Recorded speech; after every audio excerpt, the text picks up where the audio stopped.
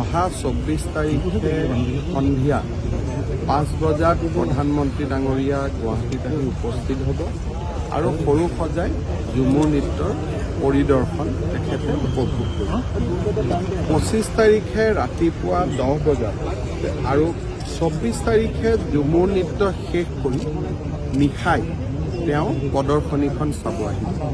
প্ৰধানমন্ত্ৰী ডাঙৰীয়াই বিচাৰিছে যে প্ৰদৰ্শনীখনত তেওঁ অলপ কিছু সময় বেছি থাকিব, সেইবাবে পিছদিনালৈকে অপেক্ষা নকৰি ঝুমুৰ শেষ কৰি তেওঁ পুনৰ খানাপাৰালৈকে আহিব আৰু অলপ সময় দি পেলাই আধা ঘণ্টা 45 মিনিট সময় দি তেখেতে প্ৰদৰ্শনীখন চাব। তাৰপিছত নিশা তেওঁ বিশ্ৰাম ল'ব আৰু পিছদিনাখন দিনৰ 10 বজাত এডভান্টেজ অসমৰ যিখন উদ্বোধনী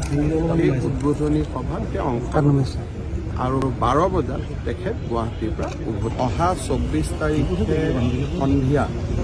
5 বজাত প্ৰধানমন্ত্ৰী ডাঙৰীয়া গুৱাহাটীত আহি উপস্থিত হ'ব আৰু সৰু সজাই ঝুমুৰ নৃত্যৰ পৰিদৰ্শন তেখেতে উপভোগ কৰিব। 25 তাৰিখে ৰাতিপুৱা 10 বজাত আৰু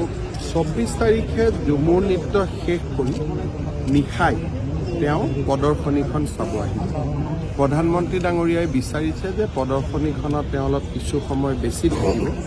সেইবাবে পিছদিনালৈকে অপেক্ষা নকৰি ঝুমুৰ শেষ কৰি তেওঁ পুনৰ খানাপাৰালৈকে আহিব আৰু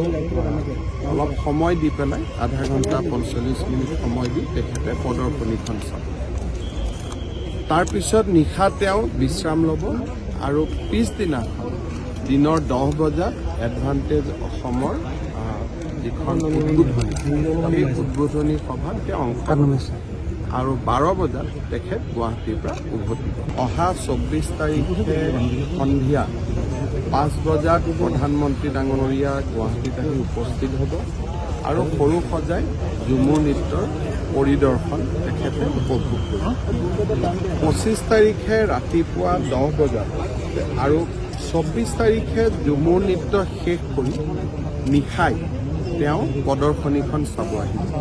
প্ৰধানমন্ত্ৰী ডাঙৰীয়াই বিচাৰিছে যে প্ৰদৰ্শনীখনত তেওঁ অলপ কিছু সময় বেছি থাকিব, সেইবাবে পিছদিনালৈকে অপেক্ষা নকৰি ঝুমুৰ শেষ কৰি তেওঁ পুনৰ খানাপাৰালৈকে আহিব আৰু